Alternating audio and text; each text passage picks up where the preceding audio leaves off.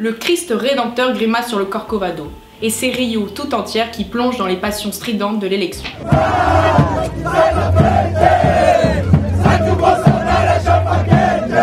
Sur ses joues coulent les larmes chaudes d'une nation dont le destin a été confié le 28 octobre dernier au candidat d'extrême droite, Jair Bolsonaro. Celui que l'on surnomme le Trump des tropiques est en effet parvenu à séduire une majeure partie de l'électorat brésilien. Et ce, malgré des dérapages homophobes, racistes et sexistes.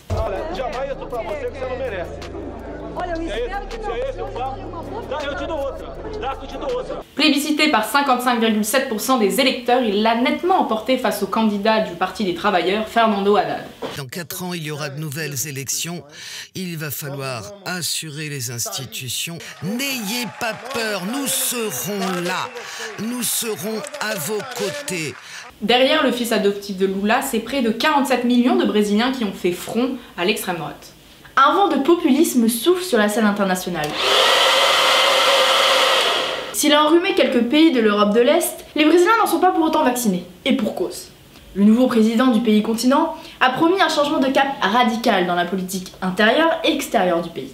La peur de la violence et la lutte contre la corruption étaient les axes principaux de sa campagne, pour ce pays qui compte en moyenne 31 homicides pour 100 000 habitants. Aujourd'hui, l'avènement de l'extrême droite dans la 8e puissance économique mondiale est inhérent à une crise de la démocratie au sein de l'ensemble du continent américain. Pour faire court, en 1889, l'instauration de la République dans cette ancienne colonie portugaise ne tient du système républicain que son nom. Inspiré du modèle politique libéral européen, le Brésil construit son régime en marginalisant les Noirs et les Indiens, en périphérie des villes, tandis que l'élite blanche s'accapare le pouvoir. Pour faire tenir le régime en place, les colons comptent sur l'armée. Au XXe siècle, elle constitue un aspect dominant de la dictature établie en 1964. Si jusqu'à ces dernières années, elle se révélait être plutôt discrète à en comparer ses voisins latinos, l'armée brésilienne s'est inévitablement rapprochée d'un retour au pouvoir avec l'élection de Jair Bolsonaro. Ancien réserviste, il s'est déclaré à maintes reprises nostalgique de la dictature et du tortionnaire Brilhante Ustra. Il avoue tout de même que l'erreur de la dictature a été de torturer sans tuer. Avant tout, rafraîchissons-nous la mémoire. Au bon souvenir qu'accorde Jair Bolsonaro à la dictature militaire, le sang de ses victimes coule encore sur le sable fin. À la suite du coup d'état du 31 mars 1964, alors mené par le maréchal Castelo Branco, qui renverse la Deuxième République et le président à sa tête, la dictature militaire est établie. Un coup d'état justifié à l'époque par la menace communiste, liée à l'alignement de Cuba sur l'URSS.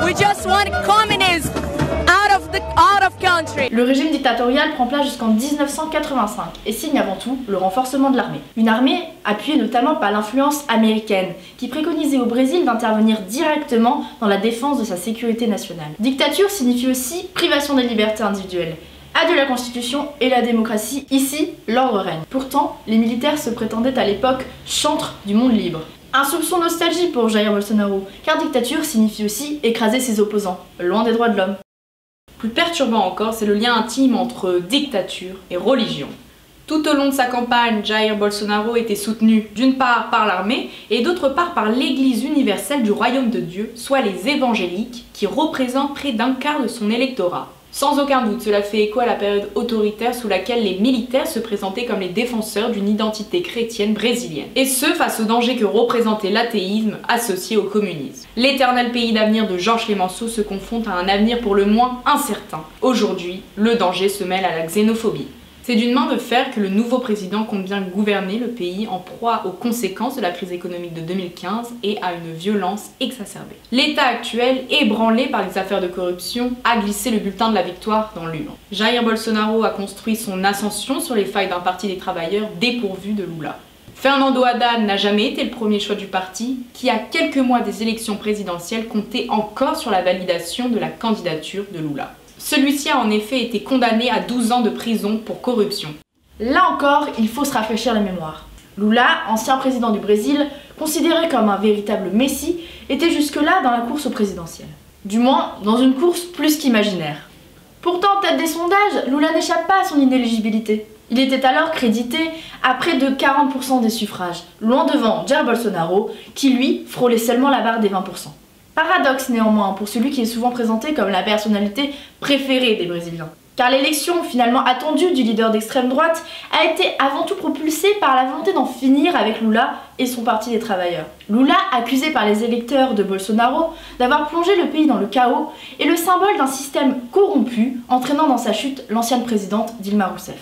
Une image dégradée par le scandale Petrobras, principale compagnie pétrolière du pays, qui aurait permis à des dizaines d'hommes politiques de détourner plus de 2 milliards de dollars en échange de contrats publics.